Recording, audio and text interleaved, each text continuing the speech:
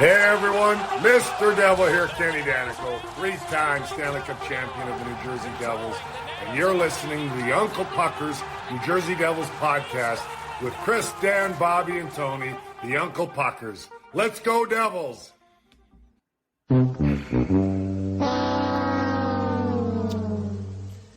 A big fat overtime loss for the Devils against the Flyers. Just finished up the game. We are the Uncle Puckers.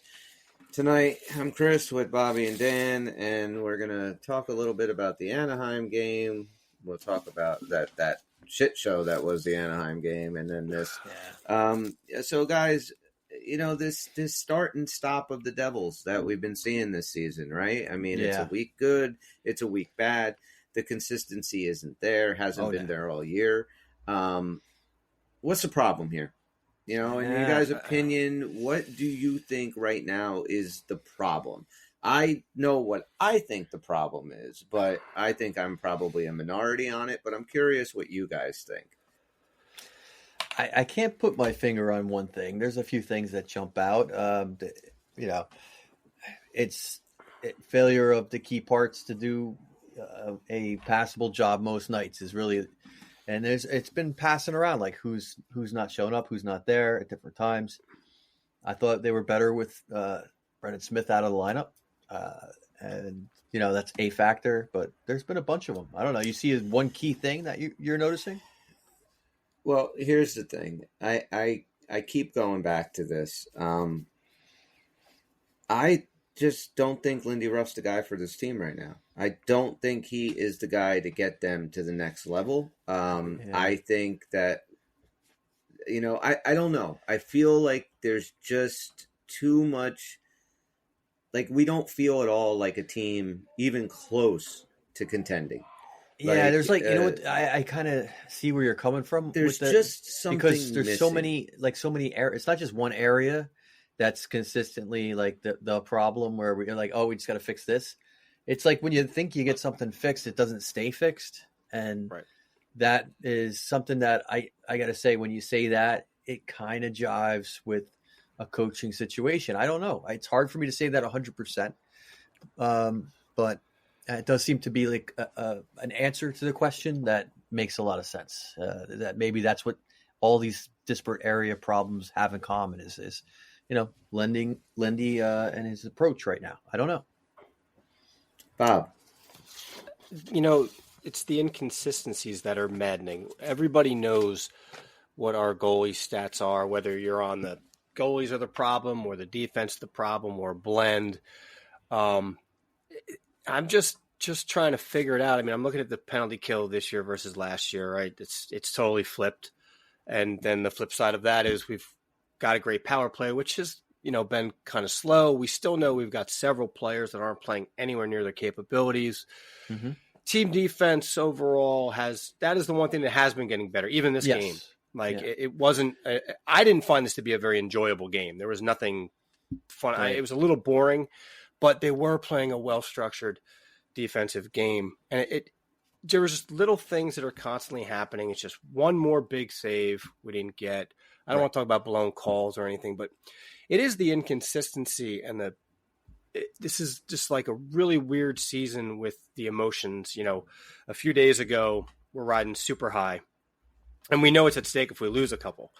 And now you look at this and it just doesn't make sense. I mean, coming into this game, I was listening to some people talking about, hey, why is everybody so worried? We're 2 points out of a wild card spot. I started looking at the standings. I'm like, yeah, we're 4 points away from Philly. You know, we win that, we're 2. Yeah. And then as this game goes on, we're not that far away from being where we are today. Right. And as the game goes on, I'm like, shit, we just gave Philly a bonus point. Mm-hmm. We're going to wind up winning this game, especially when it's going to overtime. And of course, the reverse of that happened. So it's even worse for us. Mm-hmm. And I think Lindy Ruff is a good coach. I really do. And absolutely. He hasn't gotten to where he's gotten without it. But no. At this moment, to be this inconsistent with this caliber of player, I am starting to question coaching maybe in general. Like, I don't know. The assistant coaches, the voices are different. I don't know what's going on, but it's pretty painful. Well, I'll say this. After seeing this because look, man, we're 30 games in. All right, there's no more small sample size bullshit. Like Right. this is the team. Okay, this is what we got. And I am really every game I watch when they kind of regress. All right, like we did in Anaheim, the Anaheim game, and this game. I keep on going back to how much of last season was Bruno. How much of that was Andrew Burnett that he brought in as that associate coach that we are missing right now? Because Lindy got a lot of credit for relating to this young group, right? Right. Maybe he had a translator and somebody to help along with that. I think Lindy Ruff was the perfect guy when this team was young to kind of set them on the right path and teach them how to win, which they've kind of done. You know, he's done that. Look at last season, even now. Like, we're not a bad team. We're just not anywhere near where we should be. But I kind of think we need a new voice in there to get this team to the next level. Start treating them more of a championship caliber team. And I'm not saying that they are. They haven't won shit. They won one playoff series. I'm not saying they are, but they need to think they are. They need to play as if they are. We were talking about this team in the same vein as we were talking about Vegas and Colorado and Toronto and all these other teams that are all, well, Toronto's up and down too, but most of these teams are just waiting for the postseason. You know, they're just at the point now where we're just going to go out, play our game, get to the playoffs, make a difference. Like we know that we have 52 games left. There is no guarantee that you have 53. And they need to wake the fuck up, whether and I don't know what it is. That's if you're gonna bring up, Lindy's effect on this, it also makes me wonder along those same veins. Do you think maybe we're not playing for each other? Do you think that as individuals, they don't have a real team spirit mentality among each other, among their own chemistry? I feel like that might be some of it. How much of that is Lindy's to make happen through certain moves? I think there's a lot there, but also at some point, as good as they are, I almost feel like you guys should probably be able to figure it out yourselves to some extent about playing for each other a little harder and making that happen. I don't know. Well, I think there's some truth to that. I do think this group is a tight group. I do think they genuinely like each other. They like playing together, but Jack has been a little off these last couple of games. I know he had the hat trick the other night, but you go before that, and it was 3 or 4 games without a point. 2 big turnovers in this game, one that led to Anaheim was a rough game for him too. Anaheim was a rough game for the whole team. But the thing about the Anaheim game, and I want to know what you guys think, when a team comes out and punches us in the face right off the bat, like Anaheim did, and they got under Jack's skin. Yep. Yeah. This is not the first time we've seen this happen, where everything fucking unravels. Like, I don't know why this team seems to me that unless conditions are perfect, they cannot fucking win. They lack resiliency. Yes. In a bad situation. They don't seem to have the resilient attitude. Like, okay, that's tonight's challenge. We're ready for it. Right. They need like fair weather in order for everything to go right, and they'll score 7 goals. Yeah. Jack gets hurt in St. Louis, right? The team fucking falls apart. Yep. There was another game, I can't even think of them right now, but there were a couple of them where things start to go poorly. And instead of you feeding off of that and becoming a better team off of this, they fall apart. Yeah. Now, I'm sorry, I do put that on coaching. And the reason I put that on coaching is because in any sport, your team, if you are a good coach, your team takes your personality. They take your attitude. They become a kind of a separate entity of you. And that's what you look at the Carolina Hurricanes up until this year, right? They were Rod Brind'Amour through and through. Like, they fucking played the way Ron Brind'Amour fucking played. That was, but he brought that. We might lose this game, but it's not going to get out of hand.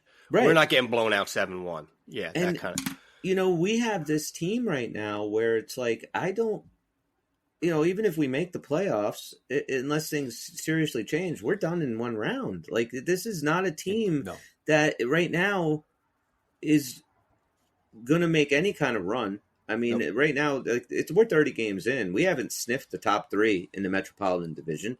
And And unless things really change soon, we're not gonna. Right, Because and all these other consistency and fucking teams are resiliency winning. is what the What? playoffs are all about. Okay, the playoffs are when you need to have consistent output and where you need to be resilient, and you're going to have challenges. And we're so far from that. Is our problem. It's not.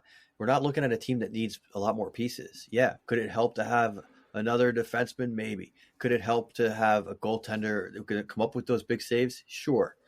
But that's not going to be the answer for this team. This team's problems are more than personnel. It's how the personnel's working together. I mean, I don't think Tom Fitzgerald would cut the cord with Lindy Ruff. I really don't. No. Yeah. But at this point, I would seriously fucking consider it because I don't think the guy's doing a good job. I just don't. I don't think he is doing a good job when it comes to line combinations. I think that is, I feel like, you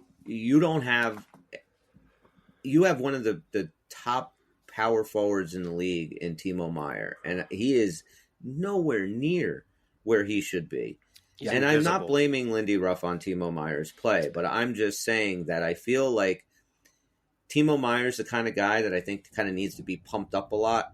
Sure, somebody's got to do it. They got to engage whatever sports psychologist they need. Or it's something. Constantly like, yeah, he's not skating well. He's not doing like constant bashing, and then we're going to move him to the third line, and we're going to move him to the fourth line, wherever he's going to play. And it's like, put him in one spot in that top six, and just leave it alone for a few games. Yeah. Let's get it together and see if he can start performing. Dawson Mercer, dude, at this point, like, what are you doing, man? Like, this is a pay year for, like, this is a fucking contract year.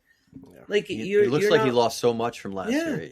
He really does. Eric Hall is doing what he does. He's going to chip in with a couple of goals. But when your leading scorer the last two games is Michael McLeod, like, you have a problem. Yeah. It just seems like whatever upstairs right now in this team, like, and I mean in their heads, like between their ears, just something's not clicking. And when you go out, they can't win at fucking home. Like, they can't win at home. Right. This is crazy. How bad they are. I don't know if it's a pressure 6, thing. 7-2 at home. 10-5 sub on the road. 500 at home. Right.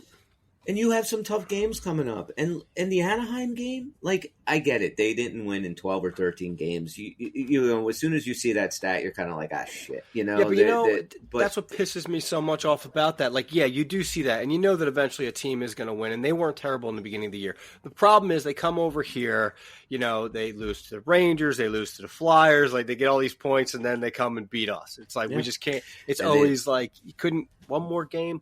So that was my biggest problem with the Anaheim game. I thought they actually came out first period playing very crisp, especially considering the situation they were in. I did too. Thought they had a good first period, had a lot of hope, and then it unraveled. In the context of a whole season, you can, again, say, yeah, it's going to happen back-to-back, which we really got to figure out, this back-to-back shit. Maybe play different on the second half of the back-to-back. Yeah, but like if other than hating it because we should have won because they lost so much, is like you can almost understand how that happens in hockey. And when I watch this team, and too many times this year where we've seen them play well for maybe half a period, whatever, portions of a game, and then once things go bad, the floodgates open, everything fucking unravels, and you go from 1-0 to 6-0 in a matter of like 10 minutes. Like, we have seen that way too often. I'm sorry, that's fucking in no better sample than the 2 rounds of the playoffs last year. Yeah, the games we lost were horrendous losses. Yep. Most of them. Yeah, and the ones we won. This much better. Is coaching. This is you have got to be the identity of the guy behind that bench.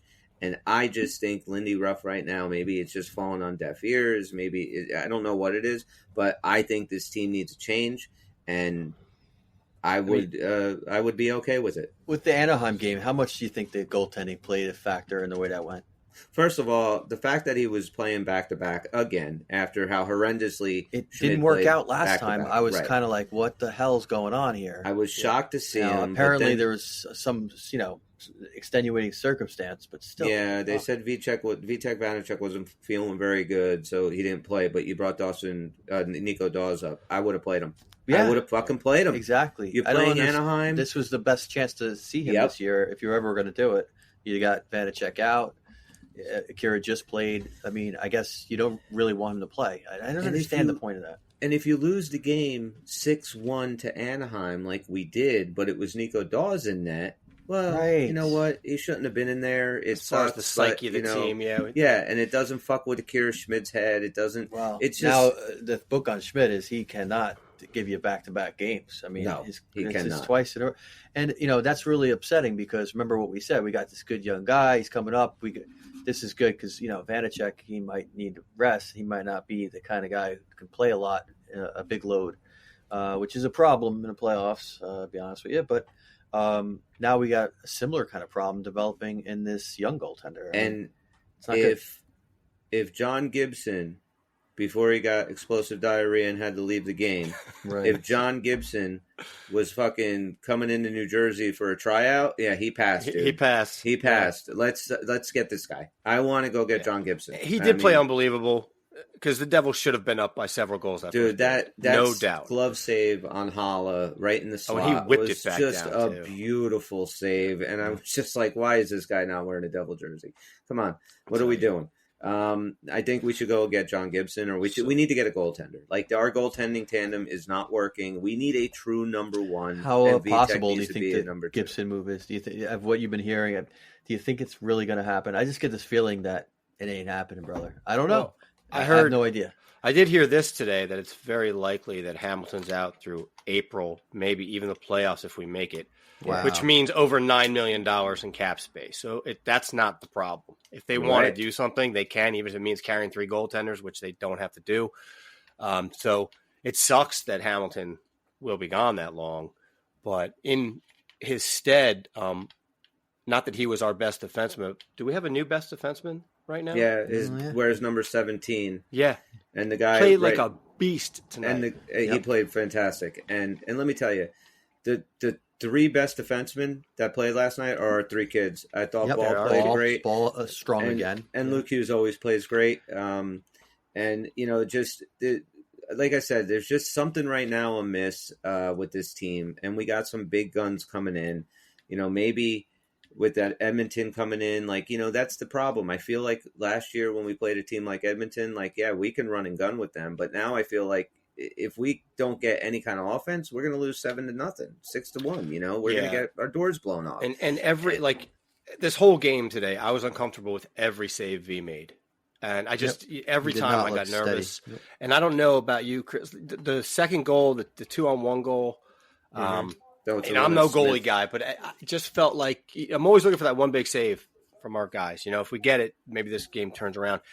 I felt like he probably should have played the shooter a little bit more over. He was a little bit tight to the guy that Siegenthaler had. Again, it's just one little play within the game. I'd love if Dan would be able to dissect. I don't know if you saw that particular play, but I'm not blaming him. I'm just saying in that instance, that one big that save. was a tricky play because both forwards were kind of tight in on each other, and Siegenthaler Siegs was kind of in the middle. He them, didn't commit to either one. I know. And I get that, but that play to me doesn't happen if Brendan Smith doesn't fucking whiff it in the you're neutral right. zone and sends it back 2-on-1. There's 2 things with the goaltending. They aren't to blame for every single goal. In fact, the goals themselves, most of the time, are not horrendous goals. How many softies have you seen going in the season?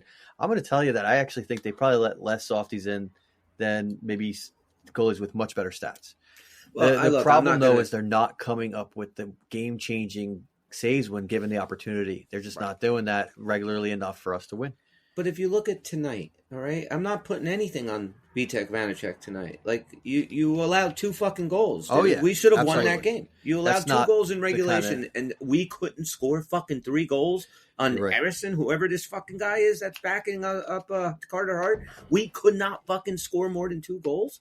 That's the problem. Absolutely. At least we tonight. should have. That's not our usual problem, but that's our problem tonight. We should have 3 lines, consistent lines that can produce offense every single shift. Yeah. And we should be able to get goals from all 3 of those lines. And that McLeod line should be that banger line that comes in, shuts down their best offensive line. Michael McLeod's out there for every major face-off. That's how the team should be No looking. doubt. We were saying this back when a lot of people were injured and that we needed these people back so that we could have that. Yeah. And what's the reason now? I mean, it's not injury. It's No. it's not, we don't have a lot of guys rotating in and out, big pieces not playing. Other than Thomas Nosek being out. Now Nosek's out. I don't know If he changes your team, we then haven't we got had a this guy. problem. Yeah, Right. this guy's not the reason we're winning or losing. No, I'm sure he'd better be a not be. nice fit. I'm sure he'd give us a couple timely goals and everything. But look, Thomas Nosek is not the reason we're in the position we are. Dougie Hamilton being out, if Shimon Nemec isn't the player he is, then maybe we can say that's a big problem. But Right. I don't think we missed a beat. whole lot. No, I mean, maybe we lost a couple of power play goals from Hamilton with little that extra rocket, overtime threat, sure. But Yep. you can't complain with what this 18-year-old rookie's been doing out there. That is He's not the been problem. playing fantastic. So there's so much good, and it's like I do feel like we need the two pieces, I think, to solidify us. I think we need that solid stay-at-home defenseman. Chris Tanev is the guy. I want to get Chris Tanev. I think that Yeah, you were talking about him last time, right? and I also think with the way he plays and how physical he is, that a lot of these other guys like Kevin, look, Kevin Ball should be a lot more physical than he is. But who does he have I know. on this team to kind of say, Kevin, follow me, do what You know I what? do, He kind of and reminds you'll me be of the player you need to be. He's got nothing but run and gun offensive guys, and when I see him, we don't need Kevin Ball to be that. I think of Colin White, and I think because they are different. They're different, and they're always going to be different defensemen. But Colin White, if he didn't come into a culture led by Scott Stevens and Ken Right. Danico, would he have been that Colin White? So when you say that about Kevin Ball, I imagine an alternate universe where he comes in and is really absorbing that kind of character. White slowly picked up that role. He did. He He did. came in as a third pairing, won a cup right away, but he got to be mentored by those guys and kind of evolved into that stand-up Right. defenseman we needed. Right. Yeah. I mean, if we could get somebody like that who's experienced, I bet it would benefit somebody like Ball and Absolutely. this year and the years beyond. Yeah, Kevin Ball, I look at and I see like so much of his game is untapped, and I think that we need somebody like Chris Tanev in there, and I think we need a goaltender. Like we're not going far with these two guys. Like a guy like John Gibson, if it is him, where you can give him the lion's share of starts, VTech can get his secondary starts where he seems to really kind of flourish in that role, where it's not all on his lap. And Schmid, you can bring down the Utica, let him, hone his game a little bit more. Again, he's only 23 years old. He has a huge upside. Let's get him down there, get him a little bit more work. And that's what I think this team needs. And then If the maybe Gibson move is going to happen, do you think it would happen sooner or later? I know. Because I'm worried if it gets real late, do you even bother? At this rate we're going, you'll be like a bubble. Maybe we make a playoff push. You go all in and you get the goaltender, and you did a rental in a season you didn't even make the playoffs. That sucks. We could be there. If there's moves to be made, I honestly think they have to be made no later than like the second week of January. And because nothing's going to get done this week, all right? Christmas is Sunday or Monday, whatever. Nobody's going to say, hey, buddy, you're traded. You got to come from Calgary to New Jersey. Merry Christmas. That's not going to happen. But I think if you're serious, like, look, we're not gaining any ground right now. Things aren't, we have to change this, and we have to, like, okay, it was great. We went on this road trip and we took all these points from West teams. How much better are those if we took all those points from Metropolitan teams? Like, that's what we need to start doing. There are 52 games left, and the Devils have to win the good share of those to make the playoffs. And this team right now, they're going to crack off 3-4 in a row, and then they're going to drop 2 or 3. And that's just that team. Like, no, we need a run. We need to really find out what kind of team are they. They're going to be a bubble team on the playoffs. That's what they look like right now. Yeah. They're headed for being that bubble position. Yeah, I'm starting to wonder. We spent a lot of time, of course. Everything hits harder because it feels like it's been the beginning of the year with a small sample size that never ended. It feels like it just keeps being that kind of beginning of the year where things aren't going. Now we're 16-12. I'm sure at some point last year, in the middle of the year, after our 13-game run, we went 16-12. The thing was, we had that 13-win run cushion that kind of just kept us up there. So it's me optimistically saying at some point we turn this around more quickly than we've been, and this becomes somewhat of a distant memory.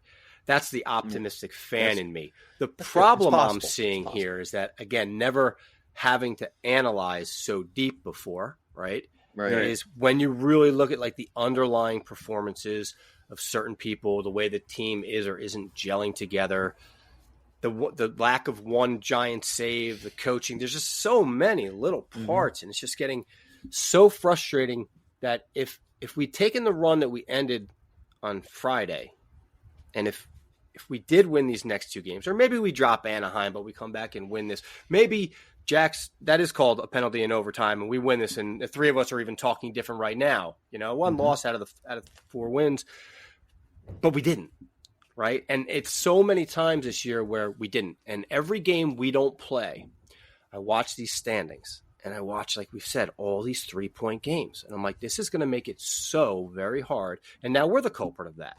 Yeah. We also made it a 3-point game tonight, and not even in our favor. And it does get late quick. Now, we do have plenty of time. I'm looking at the standings right now. Realistically, a good week and a couple of teams that come back down with Washington, I still think is catchable. A couple moves here and there. The Islanders, I think, are catchable. But it just feels like we never are getting the momentum to really start that push. Because it's 2 wins, 3 wins, and then 2 losses. So, and even some of these wins aren't looking like, world beater wins. That's the thing too. Like, they gotta just, do I think this team's capable of like, an 8 or 10 game win streak? I don't right now. I really don't. I just don't feel like they have the pieces. They don't have the goaltending. I think our offense, we can score whenever we want, but we give up stupid fucking. You nailed it last show. It was you who said they beat the best team in the East, that should be a springboard, right? And then they came back and did what they should have done on the worst team in the East. Yeah. They whooped their ass. Yep. That should have been the moment. Yeah. All right, guys, we got this. We beat Boston and we beat the team we're supposed to beat. Let's go. And then Anaheim, although they came out sharp in the first, felt like maybe they got deflated by Gibson stopping them. And but that's here the we go thing again. too. Like, you're playing a really good goalie who's on. All right, he's stopping everything. You're gonna just give up? Like, that's how I feel like this. Well, they didn't do that as much last year. Last year, I really remember them facing goaltenders putting on great performances and just wearing the other team down. Yep. And he put a clinic on first period. Maybe he kept us to 1 goal. But no matter who was in net, no matter how good a night they were having, when this team's on, they can score on you. But then they make the goalie change. And everybody in the building, everybody watching hockey knows, you got to come out, you got to pepper this guy with shots. Anaheim knows you're going to do it. The thing is, they won that battle. They said that Devils are going to come out and try to, throw everything at them. And they stopped us from doing that. But it's almost inexcusable. In the first 5 minutes, what are you doing? It didn't seem like they had any urgency at that point. I would have been so elated to be like, oh, Gibson's out. Let's go. Exactly. Now, I saw something. I don't know if you guys noticed this during the Anaheim game. It was during one of the first period scrums, right? And it was after Jack had taken that cross-check penalty, whatever. I forget who it was for Anaheim, but he was standing in front of the Devil bench, right? And he's just fucking jawing at these guys. And he's screaming. And all of our dudes just were sitting there staring at him. Nobody opened their fucking mouth. No fire. Nobody got up and said, "Yeah, go fuck yourself." Yeah, wait until I come out. Whatever you say, you sat there and took it, and then you went on the ice and you allowed them to beat the shit out of you on the ice too. It was just not it was a very deflating game, and maybe I don't know. I just every time I watch this team, I feel like they can't play worse. Yeah, it was like a gut check time, and then they checked out their gut, and they found they had no guts. Yeah, and when Jack is being like, when you get under Jack's skin like that, the whole team just it's not a good look for him. He's got to work on that because, like, dude, you are not the player to benefit from that I'm out of control angry thing. It is not him. It's not effectual with the officials. You're not firing up your team. I think they just look confused. Yeah. And I think, if anything, you're giving the other team an answer to solving you. Like, there he is. Yep. All right. That's what we do to Jack Hughes. 100% right. So cut that shit out right now. I mean, you talk about coaching, he needs somebody telling him, look, dude, we know you're a competitor, but you got to watch what you show in games and pick and choose your moments. And, going off to the box screaming is not going to be a good Jack Hughes look. I loved it when he got a little fired up last year and was throwing bodies around. And I was like, yes, this is great. You want to throw a little extra edge in your game, Jack? Do it. But that kind of performance, I don't think suits him. I don't think it helps the team. It's not good. And I love Jack Hughes. I would never want to change anything about his game. I love the fact that he's trying to control the game. He's trying to win the game for the Devils. But sometimes, like tonight, when he's really kind of overstepping, he loses the puck a lot. Yeah, he does. Yep. And I get it. That's the way he plays. Like, you're going to get that with Jack. I'll take it a million times. Exactly. But that is something he will probably mature into a little bit more as he gets older, because there were some bad turnovers the last week. Yeah, tonight too. I mean, the game winner. I mean, he just coughed it right up. And like, all right, if it's anybody else, we're bitching and moaning a lot more than we're doing it because it's Jack. Right? Because it gives you so much more. Yeah, so exactly. You take the bad because the good just far outweighs it. But like, I just felt like I feel like, you know what, Dan? I think what you said, when you really stop and think about this team, like you said about playing for one another, it does kind of seem a little bit like every man for themselves kind of thing out there. Like bit. I'm not saying they dislike each other. It's that they're individual pieces, and they don't really read each other, body language, nothing. So why is it because there's not a system to actually build around where everybody has their job and all the pieces are all there for the larger whole? It sounds right to an extent, but I feel like it goes even beyond that. But I can't put my finger on it. So I think you're onto something. Yeah, I mean, it goes back to me. I'm thinking that it's time that I think Tom Fitzgerald really maybe does something to change this team, because this is our roster, guys. Like, this is the core of our roster for a significant amount of years.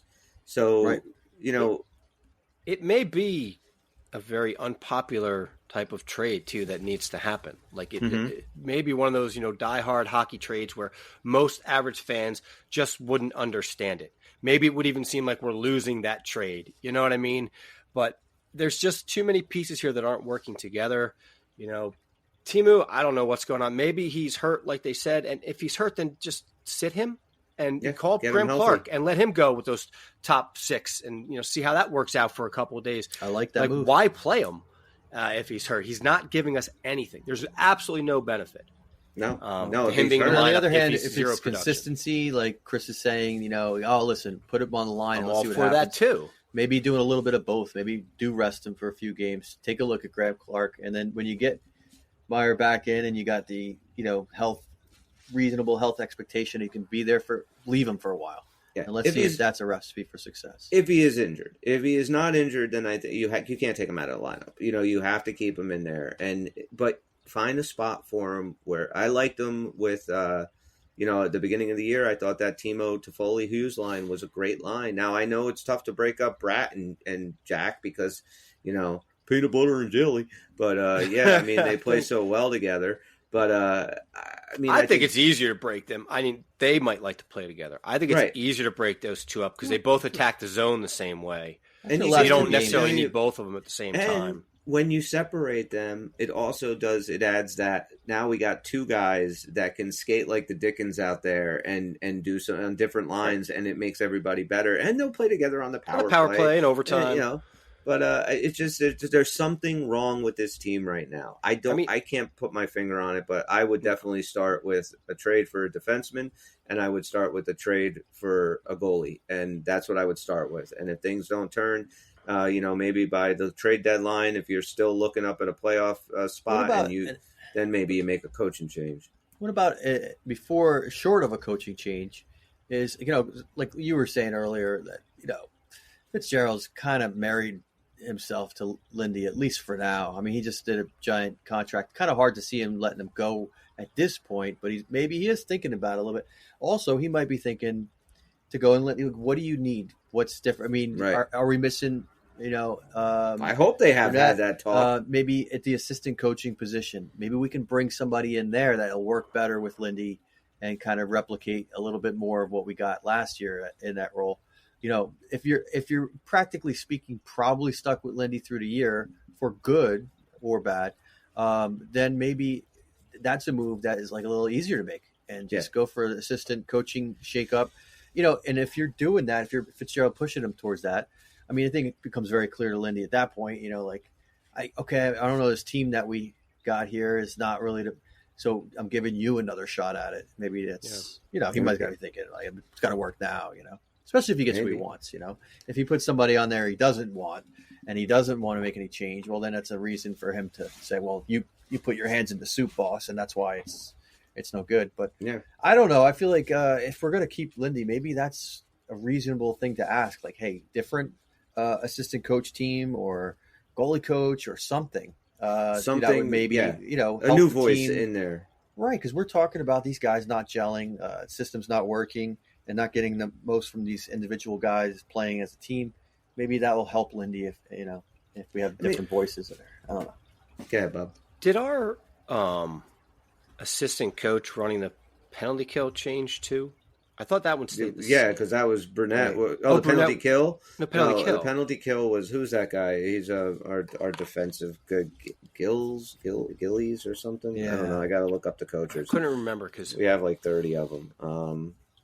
That night and day flip there makes no sense unless it was somebody else's voice and system. I don't understand how you go from like top 5 to bottom 5 in 1 year. I know it happens. You're not going to. I think we talked about earlier in the year, like, I'll take anything close to that, top 4 or 5. Give me top 10.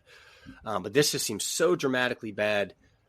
If that is flipped, in all honesty, maybe that translates to 2-3 more wins. But how much of that being in 25th place or whatever we're in is also goaltending? How much it's just there's an energy we had last year that we don't have this year. In every game, you just felt something special. Now, it was a very special season, very hard to duplicate in terms of points and wins and all that. We know how lucky we got in some of those games with last-second goals and all that. Yeah. But still, infectiously, there was something going on that you thought would have carried over this year with the addition of some better players, and it's went completely the opposite way. And I think the longer this kind of festers, the worse it's going to get. Yeah, I keep thinking they're ready to turn it on, but then they multiplying. Negative energy's not going away. Well, I don't know what the Devils' odds are right now to win the Stanley Cup. I think they were like 12-1 before the season started, but that was according to DraftKings Sportsbook, where you can just download the app now, use code THPN. New customers get $150 instantly in bonus bets for betting just $5 on hockey. That's code THPN only on DraftKings Sportsbook, an official sports betting partner of the NHL. The crown is yours. I'm just going to go fast here. Bonus bets expire 168 hours after issuance. Gambling problem, call 1-800-GAMBLER or visit www.1800gambler.net. In New York, call 877-8-HOPE-NY or text HOPE-NY. In Connecticut, help is available for problem gambling. Call 888-789-7777 or visit ccpg.org. Please play responsibly on behalf of Boot Hill Casino and Resort. 21 plus, age varies by jurisdiction, void in Ontario. Bonus bets expire 168 hours after issuance. See dkng.com/hockey for eligibility and deposit restrictions, terms, and responsible gaming resources. NHL and the NHL Shield are registered trademarks of the National Hockey League. Copyright NHL. All rights reserved. That's it. Okay. New record. I do think, though, that there's definitely something missing on this team that has to change, and maybe a big trade will be it. Maybe the big trade would be enough to kind of, oh shit, you mean Dawson Mercer's not on this team anymore? Maybe we really need to fucking wake up here and start, I don't know. But I know that sometimes happens. I just kind of doubt that kind of move would do that this year. I don't know why. I can't explain it. What, that it would galvanize the team at all? Or I feel like that move alone ain't going to do it. But maybe you're right. It would be nice. I feel like, I got to be honest with you, like, if I was just speculating here, I think that's the only way it would go. Like, I see him getting traded, not because he's not a great player. I'm not worried about Dawson Mercer. I'm really not. Like, long term, but they have certain players where we're not going to trade. Hughes, Heischer, Bratt, for example. And people aren't going to take Timo and his contract anyway. So you look at, like, where would an impact be where you can trade a kind of blue chip prospect in a way and get something back that resembles a decent trade. I feel like it's Mercer, which is weird because last year we would have all agreed, like, we never wanted to see him. I still want to keep him. But then you get to Foley in here and you're like, what can we do with him for the next 3-4 years? It would be, I think, guys on the team right now. I think the three guys that could possibly be, I'm talking regular starters that could possibly be gone would be Vitek Vanacek, Alex Holtz, and Dawson Mercer. Maybe you package something where you ship Brendan Smith off or something. But I'm saying guys that play every single game, other than Vitek, of course. But those are the guys that I think would be. But I do think that Alex Holtz has shown enough this year that he belongs on this team. Dawson Mercer has proven that he can play at this level and he can be a 25, 30, 35 goal scorer, most likely on a consistent basis. I mean, he's having an off year. So that's your chip, though. That's what you need. We can't keep everybody, and we have to bring new people in. I'm fine with them. I'm fine with Tom Fitzgerald right now. Just do whatever you have to do, but those changes have to get made. We need a stay-at-home defenseman and a goalie. This is the time where we shouldn't be saying you can't keep everybody because we can. Because Mercer's still on a very friendly contract. Holt is on a very friendly contract. We have these players that aren't going to get other players. No, I know, but we were supposed to just be stepping up in the right direction so that we could say, we paid our superstars and we've got Mercer making minimum and all that kind of stuff.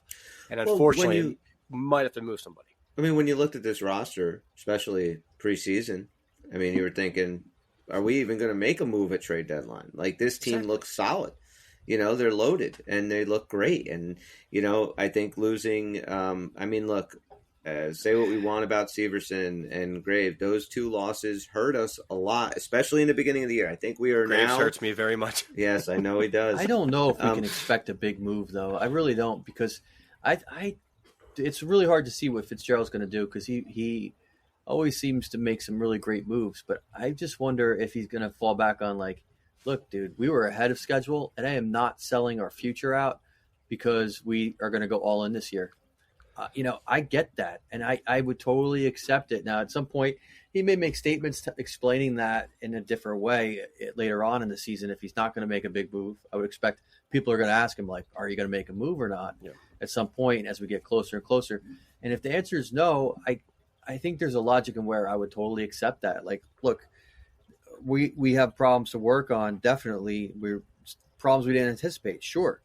But we were ahead of schedule, and we don't want to sell out the future, i.e. next year, and put ourselves in a bad spot to land somebody, give away our Mercers and our young guys with great contracts now to maybe land a Gibson when it's almost too late to use him. You know what I mean? Well, let me. That's what I'm worried about. And that makes sense. How would you feel if they go out and get John Gibson on a move kind of like the Timo Meier move, where nobody from our active roster got moved, other than Zetterlund, who was in and out of the lineup. But the rest of them were prospects. There were some young guys, some prospects, and we shipped them all out. So what if we did something in Utica? We know we have the talent pool. We know we have the prospects there. So, okay, here's 3 guys, whatever, and or 2 guys, and here's Vitek Vanacek, so at least you got a goalie. And let's say Vitek, 2 dudes for John Gibson, okay? Mm-hmm. Now Gibson's in, or whatever. But let's just say Gibson's here, and nobody from our main roster gets moved. Not even Vitek. I'll take Vitek out. And now, what if for a guy like Chris Tanev, all right, it's Brendan Smith and another guy, another young guy, another kid defenseman or whatever that you ship out to Calgary. Are you going to say no to both of those? Yeah, if it's nobody now, sure. No. If it's nobody that's on this team on a nightly basis, okay. If it's not Mercer, it's not Holtz, do you do the move then? I mean, let's say we hadn't seen Nemec to this point, and they were talking about getting, working him into the deal. No, that's the future. But if we're going to sell off, pieces that are not even clearly our future on this team. Right. Definitely. Yeah, I get that. I think we need to go deeper, though, Chris. I think in that situation, we're now looking at a logjam of defensemen. If you get him, if your goal is to get him because you want him to fill a particular role, now we've got a real problem because I don't see any reason to ever send Nemec down. Hamilton is going to come back, and he is you want him on your team, no doubt about it. So you got to get rid of something more steady in your lineup, like a Siegenthaler. Yeah. And I love Siegenthaler, but that's the type of contract that's movable. Definitely. And because you can't have 8 defensemen. Right. I forgot about him.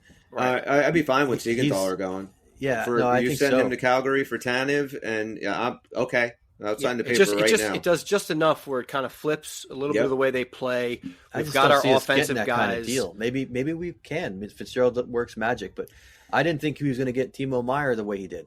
So Exactly. you know, I've been thinking a little negative this whole time, and he somehow finds a way to make it happen without crippling the team. But if he had to cripple it, I don't think he would. I don't think he's going to sell out the future. No, and it's obvious he won't. Big move and try to save the season. You know, and it's obvious he won't, because even last year with the San Jose trade, what was the biggest, if you guys remember, the biggest sticking point on that trade and why it wasn't done sooner was because San Jose Nemec. San Jose wanted Nemec. Mercer was a big part of it too. Yeah. Yes.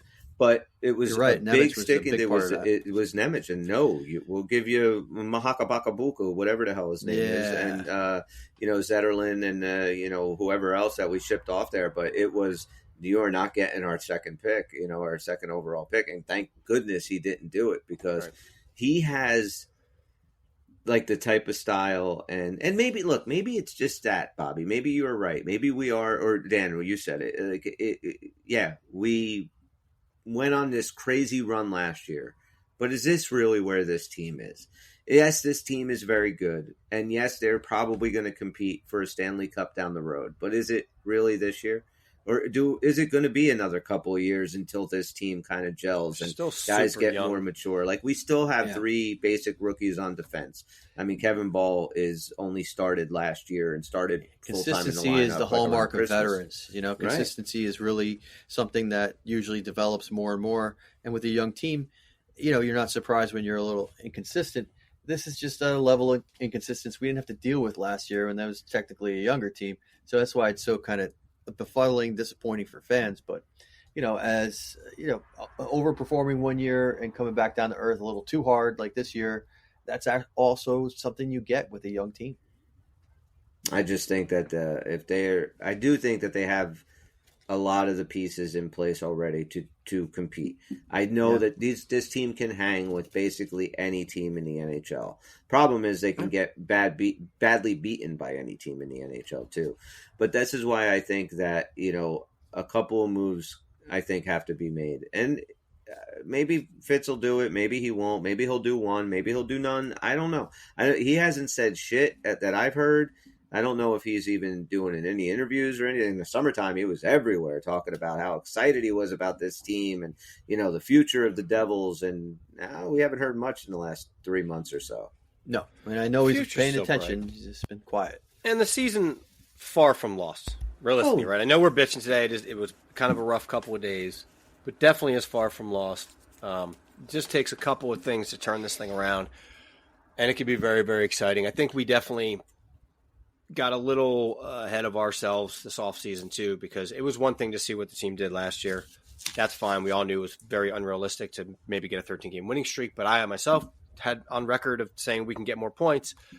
I said we can also be a better team and get less points, right? We're neither of those things right now. Yeah. But, there is time.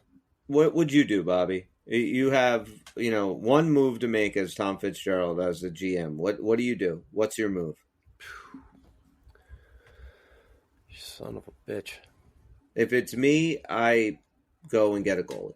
I go get John Gibson. If that can be done, I agree with you. If that can get done, that's what I do. Correctly, I think that's. And you only got one move. Yeah, I guess. I do feel that majority of the players in the room are all this team or any team should need. I think the team defense is coming around. I think we have great defense in our prospect. Like I said, Nemec might be our best defenseman already, and that is just so extremely encouraging.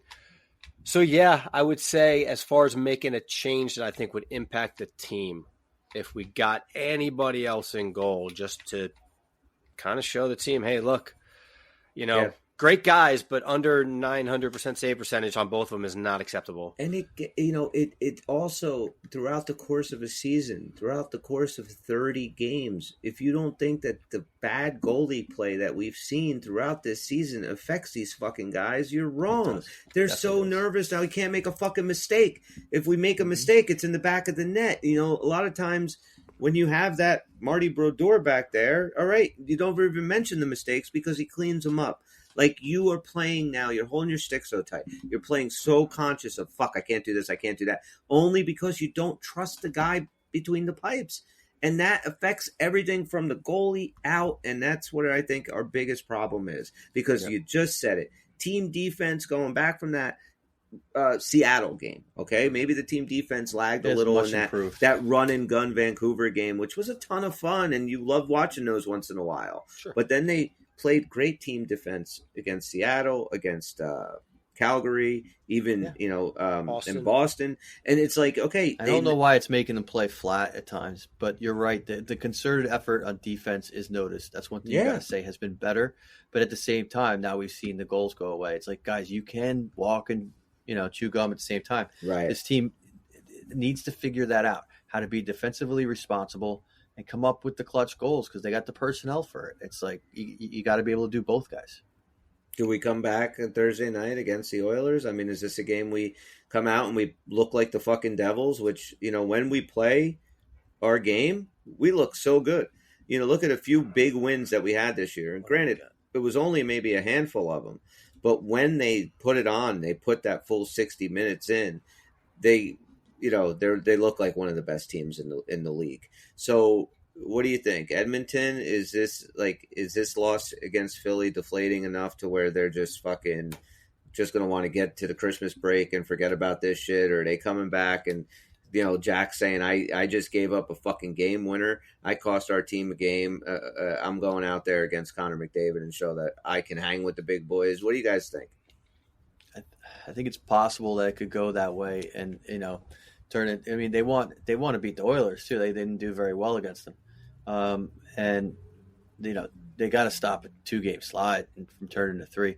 So if this isn't the one to dig down deep and come up with that win, and you got all the motivating factors you just talked about, well, then you know what? I think you're totally right and sounding alarm bells like this team's going nowhere at that point, because mathematically we're getting to the point where you got to come up with these, or we're just not even seriously a playoff contender, and B, you can't consider a more dangerous situation to be in, more fear to play with in terms of urgency, and translating that to a hard work effort and really skating their asses off.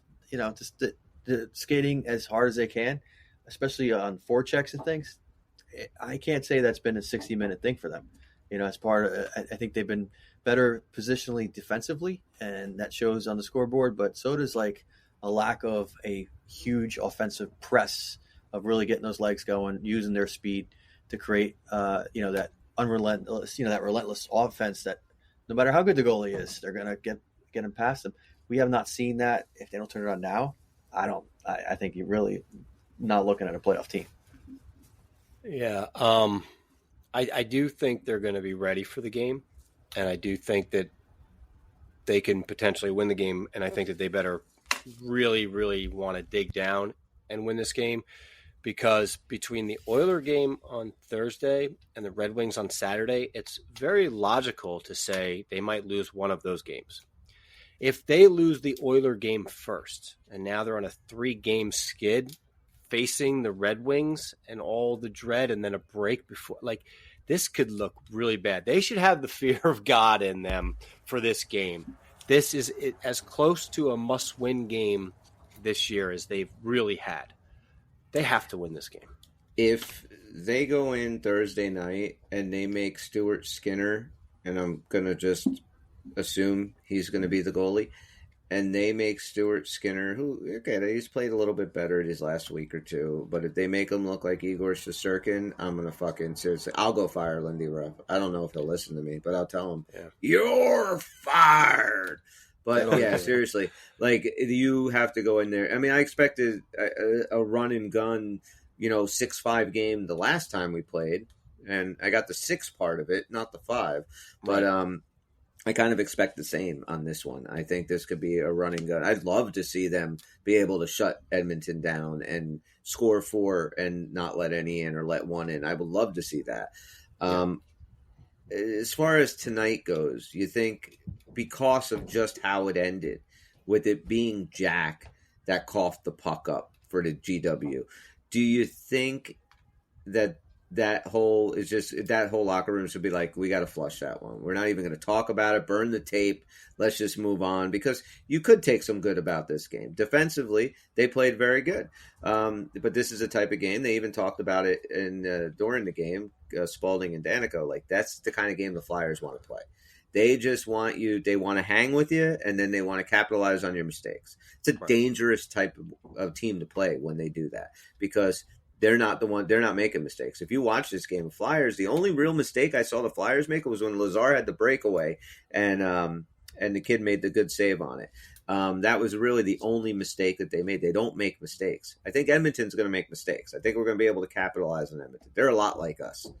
I'm sure there's a lot of people, even on the Hockey Podcast Network, doing Edmonton Oilers shows, saying the exact same shit that we're saying now, except they already fired their coach, so they can't do that again. I did say on Saturday's show, I thought DJ Smith was going to be the next one to get fired in Ottawa, and they canned his ass. Wow. So he got fired, I think, yesterday. So, but yeah, I think that, they got to beat, like you said, Bobby, you can't lose these next two. You can't. I don't even know if you can drop one of them. You go on a 4-game losing streak, and then the Christmas break. Like, maybe that's okay. It'll be good for them to get away, but I mean that's going to be painful. Like, as a fan, to sit and wait to get Columbus again, and then it's another one of those trap games. Just hypothetically saying, now you're down 5 games in a row before you go to Ottawa and Boston again. Like, I don't even want to think that way. So they really need to pull these two out, or at least 3 out of 4 points. They need something to feel good about, because I am as optimistic as any fan normally. And I follow our social media, and I see again how many people we're this close and we're that. I've been that guy on both of those guys. This is not the foundation of a playoff team. No. I don't care how much of a fan you are. I don't care how close we are. I don't care if we're sitting in a wild card spot right now. If your goal is to get to the playoffs and get kicked out, all right, maybe we'll have a good year then. That's not my goal. I want to see a championship team. If you want to be the Minnesota Wild, that's fine, because that's exactly what this team is being set up to be. That middling team, third in the division. Maybe they get that first wild card. They get in, and then they just lose in them, 5 or 6. What a shame it would be to stay this team, because this is a much better team on paper than Minnesota. Long term, we will not. Maybe this year is not the year we thought it was going to be. Maybe it still can be. I think it can be. But yeah, right now we are a middling team. If we were 53 games in with 30 games left, and this is where we were, I'd be very worried. But we're not. We do have, over 50 games left. So that's a lot of hockey to play. There's a lot of changes that could be made. And like you said, if you go on, they get hot for 1 month, and they, go on I just say, 8-2, 8-3 over a course of a month, they can gain a lot of ground. But it's just that the errors and the bad play is just so predominant in these games lately. Like, that's the thing that's so fucking frustrating. So I do think, though, a goaltender you're gonna have to do something. I just really want one of our guys to pitch a shutout and just feel good about themselves, just call for it every week and it never happens. I know. I wanted to call it. I've lost so many points on that bet. Dan, will you attempt something for me? Yeah, okay. We're going to play my resume a little reverse psychology with the Devils next Saturday. Do not pick that they're going to get a shutout. I can't stop now. You have to do one week. No, you want to use my jinx powers to help the team win, and that's very admirable. But look, not just to win, but to get a shutout. Think about where that leaves me. Well, just because we would make fun of you because you never. But it's not like you're. I'm not getting out of this. I'm asking. You ever get in the wrong lane? You ever driving to work and you get in the wrong lane? Yes. And then now that other lane's go. We're going to switch back. You know what happens? It happens to me all the time. Other lane happens to me at the supermarket. No matter what happens, it happens to me at Target. It doesn't matter.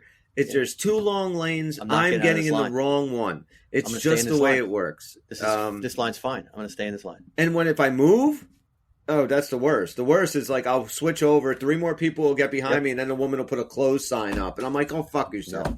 Really? Exactly. Yeah, I'm always in that. I'm not doing that to always myself. that guy. I'm going to stay in this line. All right. Well, then you're never going to get a shutout, and it's all your fault. So all your hate mail can go to unclepuckers@gmail.com. Just subject Dan hate mail, and we'll make sure he gets it. Dan's And Jinx, read it online. Jinx shutout bet that has stopped them from. It's really all getting a Dan's shutout. fault that they're not first place in the division right now. God damn it. They would Hey, have did so you many guys hear shutouts. about Dawes when he got his call up? No. He was 2 hours into a 4.5-hour drive to Pennsylvania to pick up a puppy. Nice. He got the call 2 hours Fuck into that the puppy. drive, Sorry, puppy. turned left, and went. What happened to the puppy? He didn't pick up the puppy yet. What He kind of still puppy hasn't- was it? I don't know that. I did not know that. He did pick it up. It was in a box, and now it's dead. Oh, Jesus. We are All young right. fuckers. Yeah, I mean, all right. So, you guys, are we going to pull this thing out Thursday night, or is this going to be more woe to our tree of woe? Pulling it out. It's going to be a little offensive, but we'll still Dan have never a couple pulls of goals. out. He's got 4 kids, so that's Exactly. not happening. No, but they better, or it is seriously, it's not good. It's not good. This is definitely the most important game they've had so far this year. And we've said that a couple times, but I think this is definitely it. Yeah, 5-2. 5-2 Devil win. 5-2. Yep. Let's go. I don't know, man. I'm not even going to predict anything. I want to see a fun game, but I really want us to win. Actually, these are the type of games that I want to watch and have like that up and down, fast paced goals every couple of minutes. Hughes versus McDavid and Bratt and Drysaddle and Heischer and Hyman. Like that's the game I want to watch. But in real life, I just want a nice, boring 3-1 win and go home. That's it. That's all I want. Mm-hmm. Just play simple, play tight. But it's funny though how that works, right? Like you finally got your defense together, and the offense is gone away. Yeah, I know. I don't know, man. You need to get it together. All right, you gonna make a prediction on the game, Dan? 3-0. I only have a couple more to. We got 2 more games after this. I love it. I'll take Hey, 3-0. Bobby, if they get a shutout, actually, if they get a 3-0 shutout, even though that wasn't a prediction, would you be willing? Because I would. Would you be willing to add 3 more points on bonus points for Dan on the think you have predictions? Fuck yeah. Let's go. All right. Get Well, taken. I think the reason I really want to do it, and the Jinx is reason broken. I think that I'm happy Bobby did it, and I'm really hoping it comes through because I know it'll piss Tony off. That we That's an changed the extra rule. rules on He this hates when we unbelievable change the game rules. and gave more points to someone else. It drives him fucking that crazy. motherfucker really wants to win. I could Uh-huh. give No. 2 shits. His I know. motivation, and he already has the other one in the bag. Nobody's ever going to beat him. No. No, on W no? W No. No. Never. And on this one, he probably will win, but he's very competitive with He it. does like to win. Yes. It's crazy. When just on Saturday, Dan and I said something when we were doing the predictions about changing Yeah. one of them, I'll give you the. He's the like, hat I trick. object. I object. When I said, okay, make another prediction then, remember? Because I said, okay, Yes. just make another prediction. You're like, of the games that already happened? I was like, yeah. So you said the 6th Yes. goal. Tony got bent about it. He's, oh, come on. What are you doing? Come I on. listened You're to giving it. him I a thought it was voice. great. Yes. I love it. For all the money that's on the line for our stupid predictions we do on Saturdays. Oh, yeah. But anyway, I think we're going to wrap it up tonight. I think we did enough bitching for Devil fans. Yeah. We've been I Let us wasn't know. home. I wasn't home crying Saturday night. Just so we know, that was part of the show too. Oh, yeah, that's right. We thought that you were Yeah. going to be pulling the Jordan But I did Cairo. appreciate you guys taking my bye-byes for me. That was very nice. We can't We help can't it. I do it felt like you, appreciated. though. We'll Aw, do it, but we nice. can't do it like you. I Bob, thought what you did did you well. think about the Jordan Cairo thing? Oh. I mean, I just want to say, like, I So know we're glad going to you wrap covered it up, that. but I again, like the more, like the whole Jordan situation. Cryer? Yes, I know the whole thing. Jordan Yes. Cryer. I like that, Ooh. Dan. That's a good one. Like Like he can say whatever he wants. I get it, but the fans can do whatever they want. I had actually. I don't want to say I had no problem with what he said because a professional athlete should have probably phrased it differently. But really, I don't care. He said it. It shouldn't have been that big a deal. I didn't understand why the I story agree. was taking on all these fucking legs. And then the next day, I'm watching the interview, and I'm like, is he crying? He's crying. He's crying because the fans don't like him. I thought that was weak, man. Like You got booed in your own building, and you thought that you resorted to tears. Like it's crazy to me that a professional athlete, like instead of like, how do you not just now they're not going to boo him? They're just going to go when he goes out on the ice. That's what I would do, and I would totally be buying a Cry You jersey. You know what, though? It's a different, more gentle world. And I get it. He's fine. not only of it, but he's going to be treated gently by them for it. There is a time and a place where he would be laughed out of the fucking game. Oh my gosh, those days so many layers. I mean, it's just you're so right. He would have been laughed out of the fucking game. What do you think 90 Ken Danico would have said if he came back in the locker room with him? Like, dude, did you just fucking cry all over the place? Are you just cry? Because your fans booed you? They fucking boo me every fucking night. Shit like that. I just don't think they, everybody likes to say things were tougher when they were, but I just think that this is maybe a little bit more symptomatic of the age we're in with players, and it is really everybody is trying really hard to say stuff not to offend people. We've raised that whole in all sports. When you talk to the media, say the same 5 things over and over again so nobody gets upset. You don't want to give the other team fuel by saying the wrong thing, and it's like ruin your career. 20 years ago, that comment just flies right under. I don't even know. I didn't even notice it. And if the fans booed you because they didn't like it of what you said, so when you get interviewed about it, like I don't understand how your first reaction can't be, holy shit, I wasn't expecting the fans to do that. The guy like, so he compounded it too. I won't talk about it anymore. Yeah, sorry guys. He didn't just man up on the second interview. They're like, well, what has he done for your career? And you can tell how much bullshit was coming out of it. He was just trying to make it. He's so happy Craig Berube's like he didn't do shit for me. I did this on my own before I got here. I wasn't here, but he couldn't say that when they won the cup. So I can't be a whole. I don't love Craig Berube because he brought St. Louis a cup because he didn't do shit for me. If that's how you felt, how to deal with an asshole. That's what he taught me. He taught me how to deal with an asshole coach, and for that, I'm very thankful. Because there's a chance I might have another asshole coach in my future. Honest answer, nobody wants to hear. I would love to hear that I'm not fucking answer. Yeah. And I'll tell you right now, we could maybe leave it on this note, but if Lindy Ruff did happen to get fired, I would be all for Craig Berube taking his job. That's all. I hear you. So Tom Fitzgerald, Craig Berube is out there. I'm just saying. He's out there. Maybe to the Devils. I think he used to play with him. But, so... for Jordan Cairo, I'm Chris and Bobby and Dan. I gotta get him crying. I gotta put that as a sound button. We gotta play that all the time. I wish that one of the reporters would have been like, "Wait, dude, are you seriously crying? Like you're crying right now? Like why?" I'd love to have heard somebody say that to him. They say to the cameraman on mic, "Zoom in and get those tears. Yeah. Get those tears. Zoom in." Get a close-up of those tears. We're going to call this segment the softer side of hockey. Oh, God. It's just so bad. That was embarrassing to watch, man. Yeah. So wherever you're listening to us, give us a like, a subscription, 5-star review, comment. We're still waiting on the applications for interns.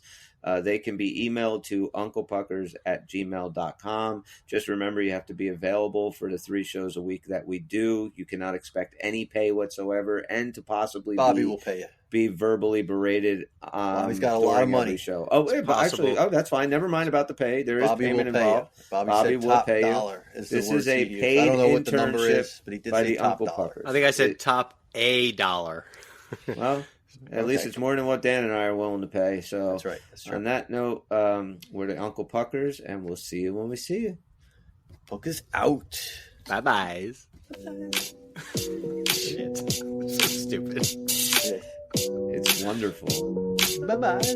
I'm either later or bye-byes. I'm either boring or stupid. We can be both. It's over, Johnny. We usually are. It's over.